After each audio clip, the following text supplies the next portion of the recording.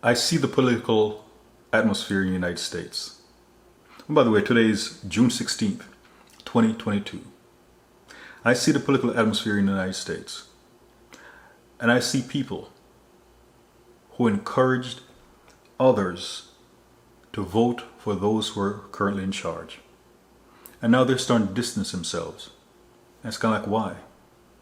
Inflation too high, gas prices, and a host of other stuff.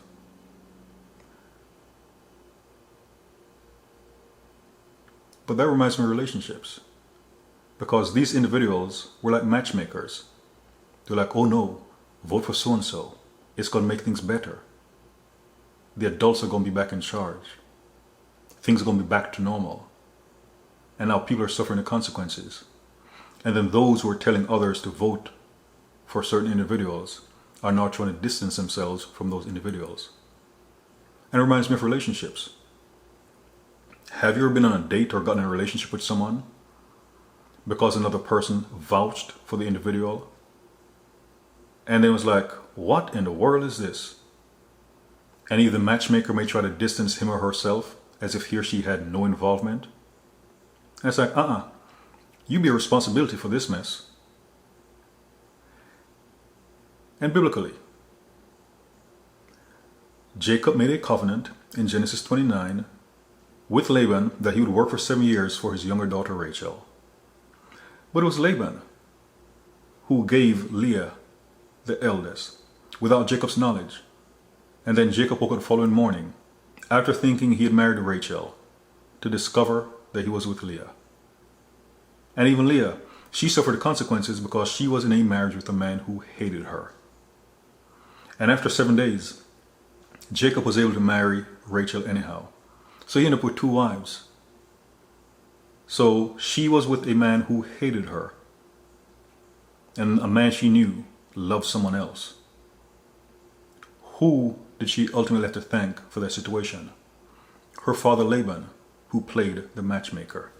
Similarly, Jonadab in 2 Samuel 13, David's son Amnon claimed that he loved his half-sister Tamar. And he was sullen. And Jonadab decided he's going to play matchmaker.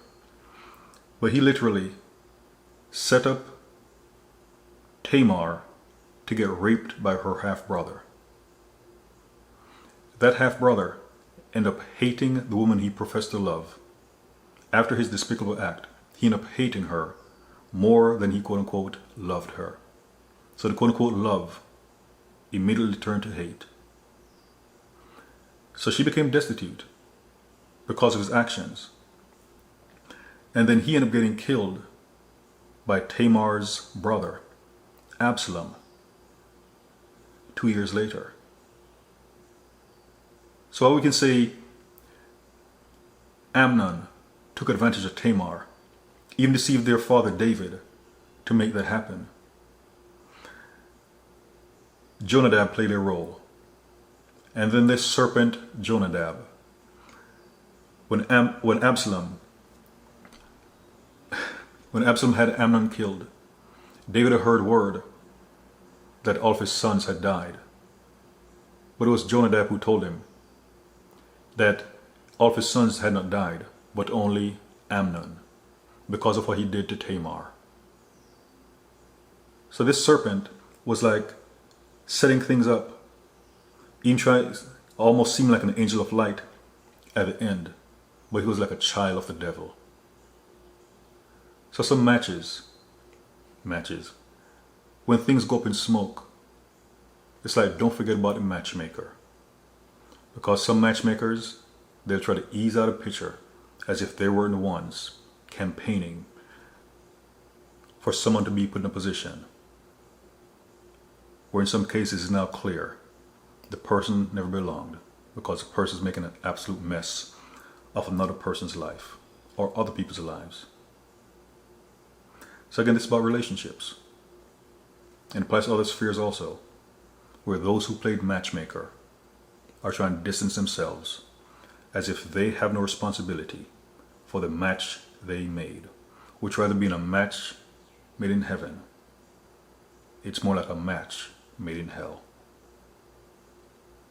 Don't forget about the matchmaker. Abraham, great matchmaker, because he sent his servant to go get a wife for his son in Genesis 22. The servant would have an angel go ahead of him to select a servant. Great matchmaker. The Lord was involved in it. Naomi, she saw that Boaz was a suitable match for Ruth. She set things up. Some relationships turn out great because of a matchmaker, but others end up horribly because of a matchmaker. And a matchmaker or matchmakers bear responsibility for what happens. Ultimately, we have to make choices, but don't forget about the matchmaker. When they're trying to make it seem as if it's all on you, when they sold you something that was defective, and something was noticeably defective, but they try to sway your thoughts, sway your mind. And in some cases, they violate Isaiah 5:20 because they called what was evil good and what was good evil. Matchmakers. Some produce matches made in heaven, and others produce matches made in hell.